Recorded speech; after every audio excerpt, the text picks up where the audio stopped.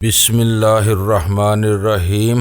گمنام ہیرو کے معزز ناظرین السلام علیکم۔ آئیے چلتے ہیں کہانی کی طرف۔ ڈائریکٹری میں اس کے بجائے آرنٹ کا نام موجود تھا۔ میں نے فوری طور پر اسی نمبر کو آزمانے کا فیصلہ کر لیا۔ کیا مسٹر ہیری کسنجر سے بات کر سکتا ہوں؟ دوسری طرف سے غیر ملکی لب و لہجہ میں ایک مردانہ ہیلو سن کر میں نے انتہائی شائستہ لہجے میں سوال کیا۔ 1 منٹ آواز آئی اور اگلے ہی لمحے میں ہیری کسنجر فون پر موجود تھا۔ مجھے افسوس ہے مسٹر کسنجر کہ اپنوں کے دغا کی وجہ سے تمہارا ایک اہم مشن ناکام ہو گیا۔ میں نے ہمدردانہ لہجے میں براہ راست بات چھیڑ دی، کیونکہ وہ میری ایک سوچی سمجھی کوشش تھی جس کا مقصد اس اہم سفارتکار کو ویرا کی جانب سے بدظن کرنے کے علاوہ اور کچھ نہیں تھا۔ تم کون ہو اور کس مشن کی بات کر رہے ہو؟ کیا میں تمہیں جانتا ہوں؟ اس کی سرد آواز ابھری۔ تم مجھے نہیں جانتے، لیکن میں تمہیں بہت اچھی طرح جانتا ہوں اور تمہارا ہمدرد ہوں۔ میں اجنبی لوگوں سے بات کرنا پسند نہیں کرتا۔ گفتگو کرنا چاہتے ہو تو پہلے اپنا تعارف کراؤ، ورنہ میں فوری طور پر فون بند کر دوں گا۔ وہ بہت زیادہ محتاط معلوم ہو رہا تھا۔ تم امریکن ہو کر بھی ان واہیات باتوں پر یقین رکھتے ہو؟ میں نے ہلکی سی ہنسی کے ساتھ کہا۔ امریکن تو ہیلو کہہ کر کسی سے بھی بغل گیر ہو جانے کی شہرت رکھتے ہیں۔ میں تمہیں اتنا کٹر اور دقیانوسی آدمی نہیں سمجھتا تھا۔ اگلے فقرے میں تم نے اپنا تعارف نہ کرایا تو میں فون بند کر دوں گا۔ اس کا لہجہ سرد ہو گیا۔ میرا نام جان اسمتھ ہے۔ میرا تعارف اس لیے بے سود ہے کہ تم نام سے مجھے نہیں پہچان سکتے۔ میں اس شہر میں شی کے لیے کام کرتا تھا۔ تنظیم کی سرگرمیاں موقوف ہونے کے بعد سے مفت کی روٹیاں توڑ رہا ہوں، لیکن اپنی آنکھیں ہر وقت کھلی رکھتا ہوں، اس لیے بہت سی ایسی باتوں سے بھی واقف ہو جاتا ہوں جو دوسروں کے لیے بہت اہم اور خفیہ ہوتی ہیں۔ میرا خیال ہے کہ ویرا لائڈ آج کل کراچی میں ہے اور تم شدت کے ساتھ اس کی تلاش میں ہو، کیونکہ اس نے حال ہی میں تمہیں ایک گہری ذک پہنچائی ہے۔ تمہیں کوئی شدید غلط فہمی ہوئی ہے مسٹر اسمتھ۔ اس کی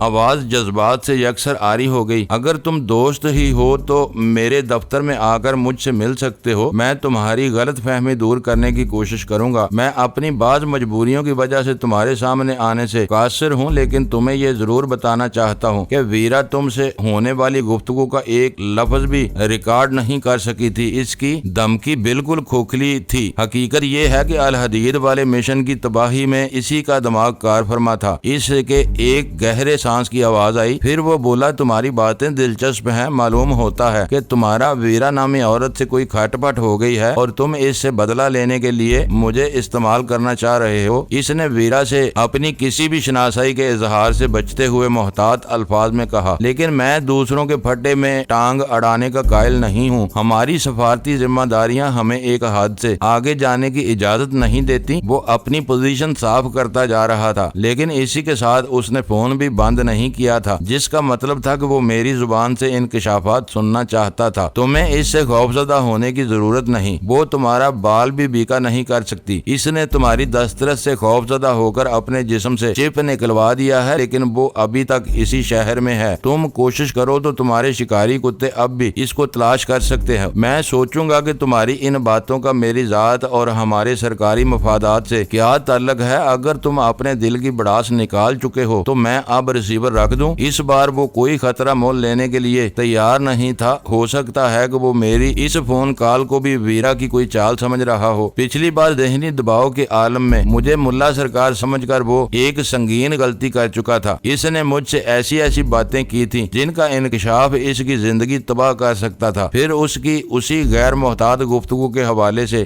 ویرا نے اسے بلیک میل کر کے خود سے دور رہنے پر مجبور کر دیا تھا۔ وہ یہ سمجھنے میں حق بجانب تھا کہ کہیں ویرا کسی اور کے ذریعے اس پر جال ڈال کر اس کی نیت کا اندازہ لگانے کی کوشش نہ کر رہی ہو۔ میری باتوں پر سنجیدگی سے غور کرنا۔ میں خود ہی فون بند کر رہا ہوں۔ میں نے لائن منقطع کر دی۔ ویرا کے لیے ہیری کسنجر بہت بڑا خطرہ ثابت ہو سکتا تھا۔ اسے نہ صرف سرکاری مفادات کے لیے ویرا کی تلاش رہتی تھی، بلکہ اس تلاش میں ذاتی اناد کا عنصر بھی شامل ہو گیا تھا۔ وہ ایک عالمی طاقت کی نمائندگی کر رہا تھا اور ہمارے مقابلے میں اس کے وسائل بھی بہت زیادہ اور حساس تھے۔ اگر وہ اپنی تمام تر توجہ ویرا کی طرف مرکوز کر دیتا تو ویرا کے لیے اس شہر کی وسعت تنگ پڑ سکتی تھی۔ اس بار تمہارے عزائم واقعی خطرناک نظر آ رہے ہیں۔ میرے فارغ ہو جانے کے بعد سلطان شاہ نے سنجیدگی سے کہا، لیکن ہمارے لیے وقت سب سے زیادہ اہم ہے۔ وہ پاگل عورت کسی بھی وقت غزالہ پر اپنے بے رحمانہ تشدد کا آغاز کر سکتی ہے۔ ہمیں اس سے پہلے ہی اس پر ہاتھ ڈالنا ہوگا۔ میں جو کچھ کر رہا ہوں اس سے زیادہ اور کیا کر سکتا ہوں؟ میں نے بے بسی سے پوچھا۔ میرا خیال ہے کہ ابھی ہم ایک محاذ کو بھولے ہوئے ہیں۔ اس نے پرخیال آواز میں کہا۔ وہ کیا؟ میں نے چونک کر پوچھا۔ تمہیں کوئی بات سوچ رہی ہے تو کھل کر بات کرو۔ ہم نے فلیٹ چھوڑ دیا ہے، لیکن ویرا سب سے پہلے ہمارے اسی ٹھکانے کا رخ کرے گی۔ تم اپنے 10-5 مسلح آدمی فلیٹ کے گرد پھیلا دو تو اسے وہاں بھی گھیرا جا سکتا ہے۔ وہ فلیٹ کو خالی پا کر صحیح سلامت واپس نکل گئی تو اشتعال کے عالم میں غزالہ کے لیے زیادہ خطرناک ثابت ہوگی۔ اس کا خیال بالکل درست اور منطقی تھا۔ میں نے مزید ایک لفظ بھی کہے بغیر فوری طور پر امیر خان کو اپنے دفتر میں طلب کر لیا تاکہ اسے بریفنگ دے کر فوراً روانہ کر سکوں۔ میرا فلیٹ شاید ان میں سے کسی کے لیے بھی اجنبی نہیں تھا۔ جن دنوں میں مافیا میں شامل نہیں ہوا تھا، لیکن ڈان 3 کی ہدایت پر سیٹھ حبیب جیبانی کے ماتحت خفیہ طور پر ویرا اور اس کے خون آشام ساتھیوں سے میرا دفاع کر رہے تھے۔ ان دنوں فلیٹ کے قرب و جوار میں ان لوگوں میں ہولناک فائرنگ کا تبادلہ ہوا تھا، جس کے نتیجے میں ویرا اور اس کے ساتھی ہمارے فلیٹ پر حملہ آور ہونے میں کامیاب نہیں ہو سکے تھے۔ اس یادگار مقابلے میں شریک کوئی بھی فرد اس فلیٹ کو نہیں بھول سکتا تھا۔ بالکل واقف ہوں باس، امیر خان نے میرے سوال کے جواب میں بلا تردد کہا۔ یہ وہی مقام ہے نا جہاں ہم لوگوں نے کچھ بدماشوں کو روکا تھا؟ تم ٹھیک سمجھے، یہ بالکل وہی جگہ ہے۔ تمہیں ایک بار پھر اسی فلیٹ کی نگرانی کرنی ہے، لیکن اس بار تم کسی کو وہاں گھسنے سے روکنے کی کوشش نہیں کرو گے، بلکہ جو بھی وہاں گھسے اسے زندہ یا مردہ پکڑنے کی کوشش کرو گے۔ تم چاہو تو اپنے ساتھ 2-4 آدمی لے جا سکتے ہو جو باری باری دن رات اس فلیٹ کی نگرانی کریں گے۔ اس بارے میں ایک لمحہ کی غفلت بھی مہنگی پڑ سکتی ہے۔ تم بالکل بے فکر رہو باس۔ وہ خوش ہو کر بولا۔ خالی بیٹھے بیٹھے ہم لوگوں کے ہاتھ پیروں میں زنگ لگ رہا تھا۔ میں اپنے آدمیوں کو پوری تیاری کے ساتھ لے جاؤں گا۔ خوش قسمتی سے اس بار بھی دشمن وہی ہے جس سے پچھلی بار مقابلہ ہوا تھا۔ ویرا ان لوگوں کے ساتھ شامل ہو یا نہ ہو، لیکن مقابلہ اسی سے ہے۔ اچھا ہوا کہ تم نے بتا دیا۔ میں آدھے گھنٹے میں روانہ ہو جاتا ہوں۔ تمہارا قیدی مستی خان کی تحویل میں رہے گا۔ شیر شاہ اور میرے بعد وہی سب سے سینئر ہے۔ یہاں کے معاملات میرے اوپر چھوڑ دو اور اپنا پورا دھیان اس کام پر مرکوز رکھو جو میں نے تمہیں سونپا ہے۔ کامیابی کی صورت میں قیدیوں کو بے ہوش کر کے یہیں لانا ہے، اور اگر ان میں سے کوئی مارا گیا، اس نے جھجکتے ہوئے سوال کیا، خارش زدہ کتوں کی لاشوں کو کوئی لادے نہیں پھرتا؟ میں نے بے پرواہی کے ساتھ کہا۔ ان کی لاشیں جہاں گرے وہیں چھوڑ آنا، البتہ مرنے والوں کے کان کاٹ سکو تو ان کے ساتھی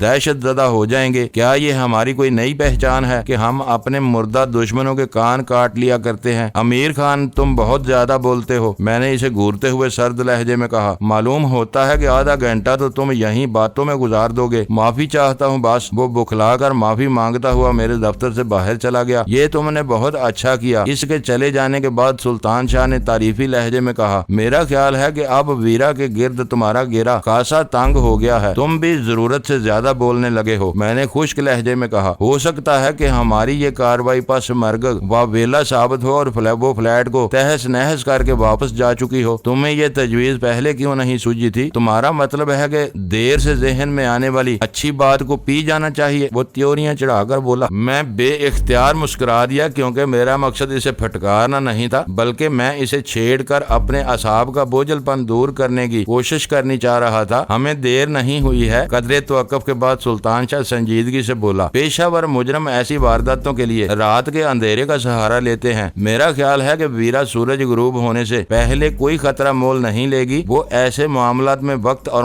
موقع کی اہمیت کو خوب سمجھتی ہے۔ میں سگریٹ پھونکتا اور سلطان شاہ کے ساتھ باتوں میں وقت گزارتا رہا۔ اسی دوران میں مجھے اول خان کا خیال آیا اور میں نے اس کی خیریت معلوم کرنے کے لیے اس کے گھر فون کیا تو اس کی بیوی خاصی دل گرفتہ تھی۔ اس کی اول خان سے بات ہو چکی تھی اور اسے شکوہ تھا کہ اس کے ایماندار اور فرض شناس شوہر کو کسی ناکردہ گناہ کی پاداش میں کراچی سے کھڑے گھاٹ بدل دیا گیا تھا۔ اس سیدھی سادی خانہ دار عورت کی نگاہ میں وہ تبادلہ کسی ناکردہ گناہ کا خمیازہ تھا، لیکن مجھے بخوبی اندازہ تھا کہ وہ گھوڑا کریک پر الحدید کی رنگے ہاتھوں گرفتاری کا شاخسانہ تھا۔ ملک میں مہلک اور جدید ترین ہتھیاروں کی اس بڑی کھیپ کی اسمگلنگ میں جن عالمی طاقتوں کے مفادات ملوث تھے، وہ یہ برداشت کر ہی نہیں سکتی تھی کہ کمزور اور چھوٹے ملک کے اہلکار اپنی سرزمین پر انہیں من مانی کرنے کی اجازت نہ دیں۔ وہ دنیا کے ہر خطے میں عسکری، معاشی، معاشرتی اور مجرمانہ جوڑ توڑ کو اپنا حق سمجھتی تھی اور اس کی راہ میں رکاوٹ ڈالنے والے کو ایک لمحے کے لیے بھی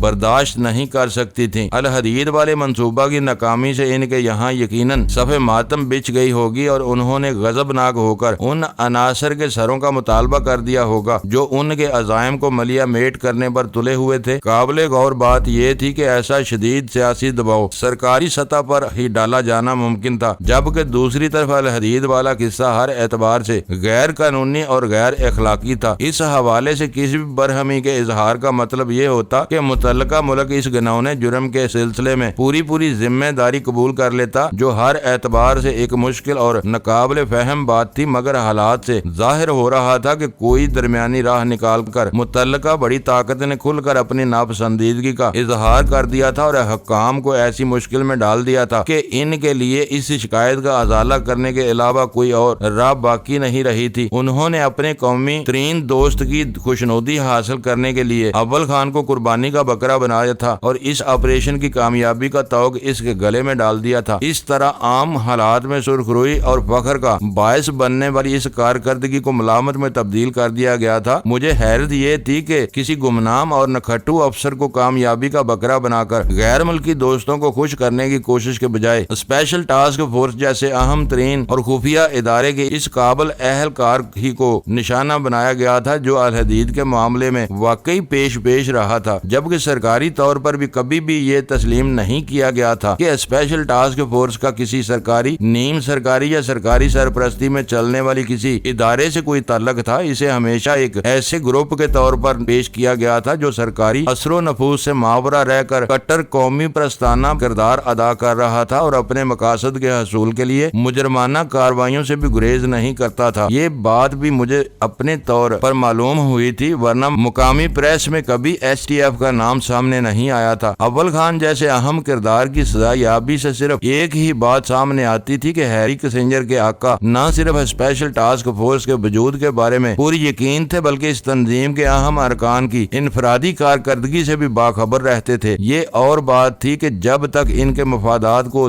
بڑی زک نہیں پہنچی تھی، وہ اپنی زبان بند کیے بیٹھے رہے، لیکن الحدید کا بھیانک مشن ناکام ہوتے ہی بلبلا کر پوری قوت سے چیخ پڑے۔ ان حالات کا ادراک کرنے کے بعد میں نے محسوس کیا کہ تبادلے کی صورت میں اول خان کو سزا نہیں بلکہ بہت بڑی رعایت دی گئی تھی، ورنہ وہ کسی ناگہانی حادثے کا شکار ہو کر اس طرح غائب ہو جاتا کہ روئے زمین پر اس کا نام و نشان بھی نہ ملتا۔ وہ لوگ عالمی سطح پر اتنے طاقتور اور با اثر تھے کہ اپنی ہدایت سے انحراف کرنے والے خود مختار حکمرانوں کو عبرتناک انجام سے دوچار کرنے کی کھلی دھمکیاں دیتے رہتے تھے اور اکثر و بیشتر اپنے رسوائے زمانہ خفیہ اداروں کے ذریعے ایسے سرکش حکمرانوں کا تختہ الٹوا کر انہیں اپنے ہم وطنوں ہی کے ذریعے عبرت کا دلدوز نمونہ بنا دیتے تھے، اور کسی کو ان پر انگشت نمائی کرنے کی جرت نہیں ہوتی تھی۔ ہیبت اور دبدبے کے مالک شہنشاہوں کو جلا وطنی کی موت نصیب ہوئی، مقبول حکمرانوں کی لاشوں کو انہی کے وطن کی گلیوں اور بازاروں میں گھسیٹا گیا، کئی گستاخ اور سرکش کو سولی پر سجا دیا گیا۔ ایسے میں اول خان کی کیا بساط اور گنتی تھی؟ سوچا جائے تو اس کے لیے یہ بہت بڑا انعام تھا کہ کروڑوں ڈالر کے مہلک ہتھیاروں کی کھیپ کی اسمگلنگ کو ناکام بنانے کے باوجود وہ زندہ تھا۔ بیڑیے یقیناً اس کا لہو مانگتے ہوں گے، لیکن ان سے معاملہ کرنے والے بہت زیرک اور ہوش مند تھے کہ انہوں نے اول خان کے لہو سے کم پر سودا کر لیا تھا اور اول خان زندہ تھا۔ اس دن وقت کی رفتار کچھ دھیمی ہو گئی تھی۔ میں نے سلطان شاہ سے دنیا بھر کے موضوعات پر تبادلہ خیال کر ڈالا، اور جب ہمارے درمیان الفاظ اور موضوعات کا ذخیرہ ختم ہو گیا تو ہم دونوں بیزاری کے ساتھ ایک دوسرے کو گھورنے میں مصروف ہو گئے۔ آخر کار فون کی گھنٹی بجی اور میں نے بے تابی سے ریسیور اٹھا لیا۔ دوسری طرف سے شیر شاہ دھیمی آواز میں بول رہا تھا، زور سے بولو، تمہاری آواز سمجھنے میں دقت ہو رہی ہے۔ میں نے اسے جھاڑا، میں ایک پبلک کال آفس سے بول رہا ہوں باس، آواز اونچی نہیں کر سکتا، آواز پر لعنت بھیجو اور خبر سناؤ، میں نے اضطراری طور پر کہا، اور فوراً ہی محسوس کیا کہ اس کے ساتھ میرا وہ انداز گفتگو نامناسب اور ناشائستہ تھا۔ اگر میں غزالہ کی وجہ سے پریشان اور دل گرفتہ تھا تو اس میں شیر شاہ کا کوئی قصور نہیں تھا۔ وہ اپنا کام پوری ایمانداری سے انجام دے رہا تھا۔ تندہی سے کام کرنے والوں سے بلا وجہ ڈانٹ پھٹکار کی جائے تو وہ عموماً بد دل ہو کر ڈھیلے پڑ جاتے ہیں، لیکن شیر شاہ کچھ زیادہ ہی پرجوش تھا، اس لیے وہ میری برہمی کا کوئی اثر لیے بغیر بولا، پڑوسیوں سے پتہ چلا ہے کہ وہاں میر اکبر خان نامی کوئی شخص پچھلے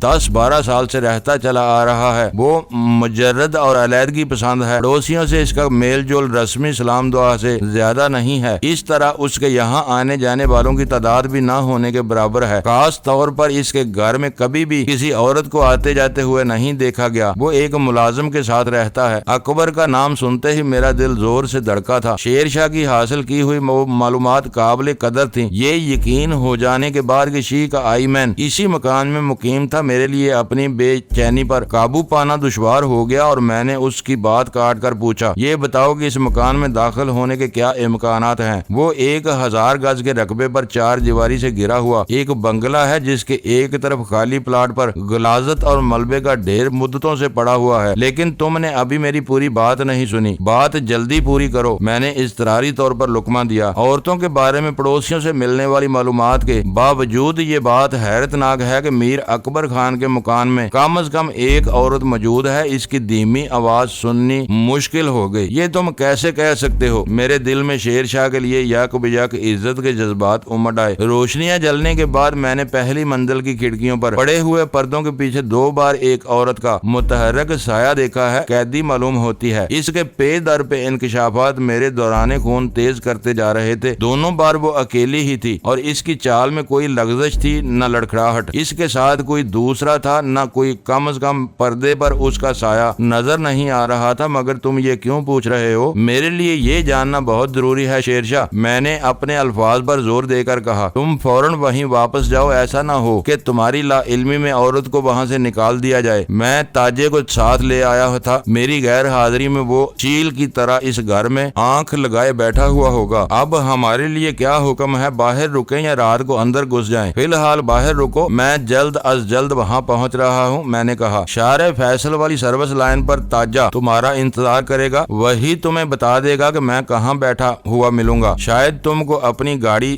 دور ہی چھوڑنی پڑے گی۔ ٹھیک ہے، بس میں نکل رہا ہوں۔ میں نے فون کا سلسلہ منقطع کر دیا۔ کیا ہوا؟ کیا غزالہ نظر آ گئی؟ میرے فارغ ہوتے ہی سلطان شاہ نے سوال داغ دیا۔ کچھ نہیں کہا جا سکتا، میں نے ہیجان آمیز لہجے میں کہا۔ اس مکان میں اکبر خان ہی رہ رہا تھا، جو شاید اب پاکستان میں شیعہ کا واحد آئمن ہے۔ وہ لوگوں اور خصوصاً عورتوں سے دور رہنے کی شہرت رکھتا ہے، لیکن شیر شاہ نے پہلی منزل کی ایک کھڑکی کے پردے پر کسی عورت کا متحرک سایہ دیکھا ہے۔ وہ ویرا بھی ہو سکتی ہے اور غزالہ بھی۔ ہمیں وہاں چل کر خود ہی صورتحال کا جائزہ لینا ہوگا۔ غزالہ ان کی قیدی ہے، وہ اسے آزاد نہیں چھوڑ سکتے۔ سلطان شاہ سوچتے ہوئے بولا، وہ کھڑکی کا پردہ ہٹا کر اچانک ہی مدد کے لیے چلانا شروع کر دے تو وہ لوگ کیا کر سکیں گے؟ میرا خیال ہے کہ ویرا ہی ہو سکتی ہے، فلیٹ سے بھاگ کر اس نے وہیں پناہ لی ہوگی، لیکن غزالہ بھی اسی کے ساتھ تھی۔ اگر وہ اکبر کے گھر پر مقیم ہے تو غزالہ کو بھی وہیں ہونا چاہیے۔ یہ اور بات ہے کہ انہوں نے غزالہ کو آزاد رکھنے کی بجائے کسی کمرے میں باندھ کر ڈالا ہوا ہے۔ چلو پھر ہمیں یہاں رک کر سوچ بچار میں وقت ضائع نہیں کرنا چاہیے۔ ٹریڈ لائن کے دفتر میں گاڑیوں کی کمی نہیں تھی، اس لیے میں نے وہاں سے ایک کار لی اور ہم شہر کے کلب سے روانہ ہو گئے، جہاں ٹریفک کا ہجوم اپنے عروج پر تھا۔ شیر شاہ سے جو خبریں ملی تھیں، ان سے ظاہر ہو رہا تھا کہ ہمارے اصل مارکا کا مرکز راضی روڈ ہی بنے گا۔ ہمیں وہاں اکبر کے مکان کے محاصرہ کے لیے نفری کی ضرورت بھی پیش آ سکتی تھی، اس لیے میں نے فیصلہ کیا کہ شرف آباد میں ہمارے فلیٹ کی نگرانی پر مامور امیر خان کی جماعت کو بھی وہاں سے ساتھ لے لینا چاہیے۔ اس طرح ان کا وقت برباد ہونے کی بجائے ہماری مہم میں کام۔ ہم دونوں آنے والے کٹھن لمحات کے بارے میں تبادلہ خیال کرتے ہوئے کشاں کشاں شہید ملت روڈ پر نکلے تو اس کشادہ سڑک پر کار چلاتے ہوئے میں نے اطمینان کا سانس لیا۔ چوراہے سے بائیں طرف گھومنے کے بعد ہم جو ہی شرف آباد جانے والے راستے پر نکلے تو وہاں لوگوں کی ٹولیوں کو جا بجا دیکھ کر میرا ماتھا ٹھنکا۔ آگے بڑھنے کے بعد دکانیں وغیرہ بھی نظر آئیں، اسی کے ساتھ فضا میں خوف و ہراس کی علامت بھی محسوس ہونے لگی۔ اگلے چوراہے پر جہاں سے ہمارے فلیٹ والی گلی میں داخل ہوا جا سکتا تھا، راستہ بند تھا کیونکہ لوگوں کے ٹھٹ لگے ہوئے تھے۔ دال میں کچھ کالا نظر آ رہا تھا۔ سلطان شاہ پر تشویش آواز میں بڑبڑایا۔ وہ رنگ ڈنگ دیکھ کر میرا بھی ماتھا ٹھنک چکا تھا۔ میں نے اس کی کار آگے بڑھانے کی بجائے وہیں فٹ پاتھ کے ساتھ لگا کر روک دی اور اگنیشن آف کر کے نیچے اتر آیا۔ وہ بھیڑ بھاڑ اور افراتفری دیکھ کر مجھے فلیٹ کا دھیان ضرور آنا چاہیے۔ میں یہ سمجھنے سے قاصر تھا کہ اگر ویرا میر اکبر خان کے گھر میں پناہ گزین تھی تو وہاں کون آ سکتا تھا؟ ویسے بھی ویرا ان گنے چنے جھنڈ سے بچھڑی ہوئی تھی، اس کے لیے یہ ناممکن تھا کہ اتنی سی مدت میں اپنے حامیوں کی بھیڑ جمع کر لیتی۔ نیچے اترتے ہی جلے بارود کی تیز بو میرے نتنوں میں گھسی اور اندازہ ہو گیا کہ ہمارے پہنچنے سے قبل وہاں خاصی دھواں دار فائرنگ ہوئی ہے۔ شاید اسی وجہ سے دکانیں وغیرہ بھی بند کر دی گئی تھی۔ آگے بڑھے تو لوگوں کی چہمگوئیوں سے میرے اندازے کی تصدیق ہو گئی۔ ہمارے فلیٹ والی گلی میں کچھ دیر قبل ایک گولی چلی تھی، جس کے بعد وہاں قیامت کا سما بند گیا اور کافی دیر دیر تک اندھا دھند فائرنگ ہوتی رہی، جس کی زد میں آ کر وہاں سے گزرنے والے کئی افراد زخمی ہوئے تھے۔ تماشائیوں میں 2-3 اموات کی خبریں بھی اڑی ہوئی تھیں۔ لوگوں میں اس سوال پر شدید تشویش پائی جاتی تھی کہ اس علاقے میں ایسے کون سے لوگ آ گئے تھے جن کی وجہ سے وہ گلی آئے دن کی قتل و غارت گری کی اماجگاہ بن گئی۔ میں لوگوں کے تبصرے سنتا اور بھیڑ میں اپنا راستہ بناتا ہوا اگلی گلی کی طرف بڑھتا رہا جدھر تمام متجسس نگاہیں مرکوز تھیں۔ شیر شاہ کو میں نے وہیں رک کر اپنا انتظار کرنے کی ہدایت کی کہ کسی ہنگامی صورتحال میں ہمیں وہاں سے بھاگنا پڑے تو ایک دوسرے کی تلاش میں دقت نہ ہو۔ اس وقت گلی میں پولیس کی بھاری نفری موجود تھی اور انہوں نے ہر طرف سے گلی میں آمد و رفت کا راستہ بند کیا ہوا تھا۔ گلی میں ایک خاص حد سے آگے بڑھنے والے زیادہ متجسس لوگوں کو ایک سپاہی بیل کی مدد سے دور کرنے کی کوشش کر رہا تھا۔ وہاں پتہ چلا کہ اس واردات میں 4 افراد زخمی ہوئے تھے جنہیں فائرنگ رکتے ہی پرائیویٹ گاڑیوں میں ہسپتال منتقل کر دیا گیا تھا۔ پولیس اس کے بعد جائے واردات پر پہنچی تھی۔ 2 سپاہی آس پاس کی کچھ زمین اور سڑک پر سے چلی ہوئی گولیوں کے نقارہ کھول جمع کر رہے تھے۔ باقیہ ٹولیاں جائے واردات کے معائنہ کرنے اور دکانوں وغیرہ میں پھنسے ہوئے لوگوں سے معلومات حاصل کرنے میں مصروف تھیں۔ صاف ظاہر تھا کہ اس مقابلے میں دوسرا فریق جو بھی رہا ہو، ایک فریق امیر خان ضرور تھا، اور وہ لوگ اتنے کچے نہیں تھے کہ فائرنگ روک دینے کے بعد خود بھی وہیں رک کر پولیس کی آمد کا انتظار کرتے۔ میرے لیے وہ معمہ ناقابل فہم تھا۔ ویرا میر اکبر خان کے مکان کے روشن پردوں کے پیچھے ٹہل رہی تھی تو اس علاقے میں تصادم کا آغاز کس نے کیا تھا؟ زیادہ امکان یہی تھا کہ زخمی ہونے والوں میں دونوں فریقوں میں سے کسی کا کوئی آدمی شامل نہیں رہا ہوگا۔ پیشہ ور بدماشوں کے باہمی تصادم میں ایک یہی خرابی ہوتی ہے کہ وہ خود کم مرتے ہیں اور غیر متعلق لوگوں کو زیادہ نقصان پہنچاتے ہیں۔ وہاں کی صورتحال ناسازگار تھی۔ امیر خان اور اس کے مسلح آدمیوں کو اپنے ساتھ راضی روڈ لے جانے کا منصوبہ خاک میں مل چکا تھا۔ میرے پاس اتنا وقت نہیں تھا کہ میں شہر کی پورا ہجوم سڑکوں سے گزر کر بولٹن مارکیٹ تک جاتا اور وہاں سے کمک لے کر دوبارہ راضی روڈ تک کا رخ کرتا۔ واپسی سے پہلے میں نے ٹولیوں میں گرے ہوئے دہشت زدہ چشم دید گواہوں کی کہانیاں سن کر یہ یقین ضرور کر لیا کہ وہاں آخری گولی چلے ہوئے 10 منٹ سے زیادہ مدت گزر چکی تھی۔ اس علاقے میں افراتفری اور خوف و ہراس کی وجہ سے کسی کو کسی کا ہوش نہیں تھا، اس لیے میں سلطان شاہ کے ساتھ کار میں گلیوں سے گزرتا ہوا بہادر آباد کے چوراہے کی طرف چل دیا۔ اپنے آدمیوں میں سے کوئی نظر نہ آیا۔ کار کے حرکت میں آتے ہی سلطان شاہ نے سوال کیا، ان میں سے کوئی بھی یہاں ہوتا تو پولیس کی تحویل میں نظر آتا برخوردار؟ میں نے گمبھیر لہجے میں کہا، اتنی زیادہ فائرنگ کے بعد ہاتھوں اور لباس پر سے جلے ہوئے بارود کے ذرات صاف کرنا آسان کام نہیں ہوتا، اور پولیس والے اس مخصوص بو کو دور ہی سے پہچان کر اپنے شکار پر کسی عقاب کی طرح ٹوٹ پڑتے ہیں۔ مجھے بس یہ ڈر ہے کہ ان کا کوئی آدمی زخمی ہو کر ہسپتال نہ پہنچ گیا ہو جہاں پولیس اس پر ہاتھ ڈال سکتی ہے۔ تو کیا تم ہسپتال جا رہے ہو؟ اس نے بے ساختہ لہجے میں پوچھا۔ بچوں جیسی باتیں نہ کرو، میں نے منہ بنا کر کہا۔ زخمی ملزموں کی ضمانت اور عیادت کے لیے آنے والوں کو بھی ہماری پولیس ملزم بلکہ مجرم تصور کرتی ہے۔ میں ٹریڈ لائن فون کرنے کے ارادے سے نکلا ہوں۔ ملنے پر مستی خان نے فون اٹھایا کیونکہ 5 بجے دفتری عملے کی چھٹی ہو جاتی تھی۔ ان لوگوں کو مقررہ وقت کے بعد کسی بھی حال میں دفتر کی عمارت میں رکنے کی اجازت نہیں تھی۔ 5 بجے کے بعد ہر فون کال براہ راست شیر شاہ کے نمبر پر منتقل ہو جاتی تھی، لیکن اس کی اور امیر خان کی غیر حاضری میں وہ کام مستی خان نے سنبھال لیا تھا کیونکہ وہی مافیا کا تیسرا سینئر رکن تھا۔ کہیں سے کوئی خیر خبر؟ میں نے مبہم لہجے میں اس سے پوچھا۔ کچھ نہیں، لیکن اوپر سے کچھ آہٹیں سنائی دے رہی ہیں، ہو سکتا ہے کہ کوئی پارٹی واپس لوٹ آئی ہے۔ اس نے پوری فرض شناسی کا مظاہرہ کرتے ہوئے اصل صورتحال بیان کر دی۔ میں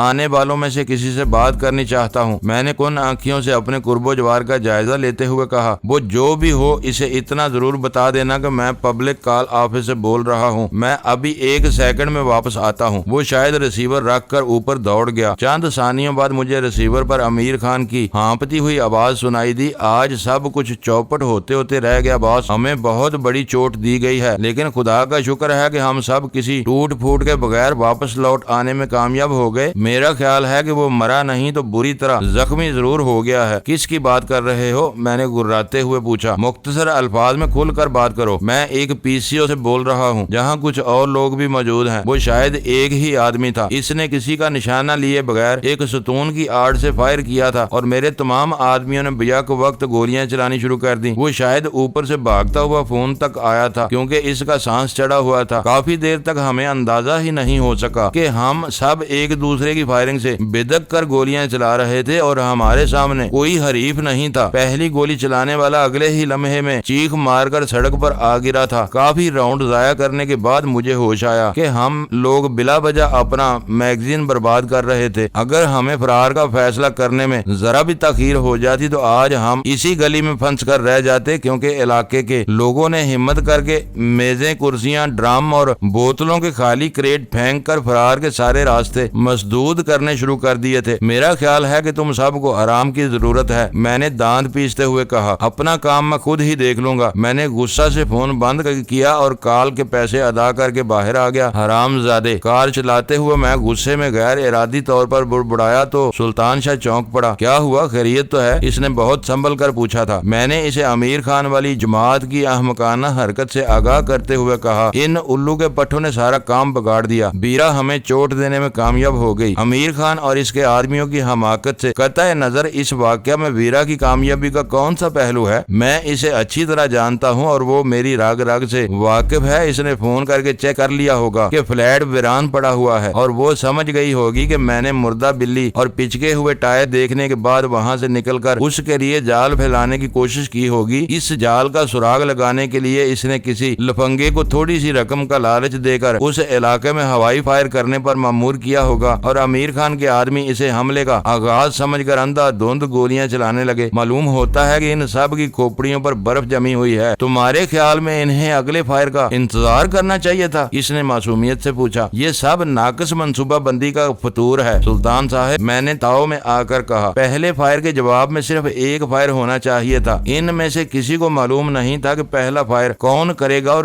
دوسرے کو کس مرحلے پہ اس کا ساتھ دینا ہوگا، اسی لیے سب ہی بیک وقت شروع ہو گئے۔ وہ کوئی نشہ باز بھی ہو سکتا ہے جس نے بہک کر ایک گولی چلا دی ہو۔ میرا خیال ہے کہ تم بیرا کو بعض اوقات غیر ضروری کریڈٹ دینے لگتے ہو۔ وہ خود تو امیر خان کے بنگلے میں گھسی ہوئی ہے، اس نے فائر کرنے والے کو رقم کیسے پہنچائی ہوگی؟ یہ لوگ پیشی رقم لیے بغیر تو فرمائشی انگڑائی بھی نہیں لیتے۔ تم بھول رہے ہو کہ بیرا کوئی نیک پروین نہیں بلکہ چھٹی ہوئی گنڈی ہے، میں نے زہریلے لہجے میں کہا۔ وہ فون پر بھی کسی 2-4 ہزار کی رقم دلا سکتی ہے۔ اس دن وہ برقع پہن کر کسی چرچ میں کیا حرکت کرنے گئی تھی، اس کے باہر بھی رابطے ہیں جنہیں وہ ہمیں بتائے بغیر حرکت میں لا سکتی ہے۔ تم ٹھیک ہی کہہ رہے ہوگے، لیکن اب اپنا دماغ ٹھنڈا رکھو ورنہ یہ نہ ہو کہ جلاہٹ میں راضی روڈ والے پلان میں کوئی گڑبڑ کر بیٹھو۔ اگر تمہارا قیاس درست ہے تو اب تک ویرا کو اپنے ذرائع سے یہ اطلاع مل چکی ہوگی کہ اس کا شبہ درست تھا اور تم نے اس کے لیے چوہے دان تیار کیا ہوا تھا۔ میں نے بحث سے بچنے کے لیے سگریٹ سلگا لی۔ معزز ناظرین، لائک کریں، شیئر کریں اور کمنٹس باکس میں پاک آرمی زندہ باد، پاکستان پائندہ باد کا نعرہ ضرور درج کر کے اپنے ملک پر فخر کریں اور پاکستان کی بنیادیں مضبوط کرنے میں اپنا کردار ادا کریں۔ ویڈیو دیکھنے کا شکریہ۔ معزز ناظرین، اپنا خیال رکھیے گا اور ہمارے چینل کا بھی۔ ISI پاک آرمی زندہ باد، پاکستان پائندہ باد۔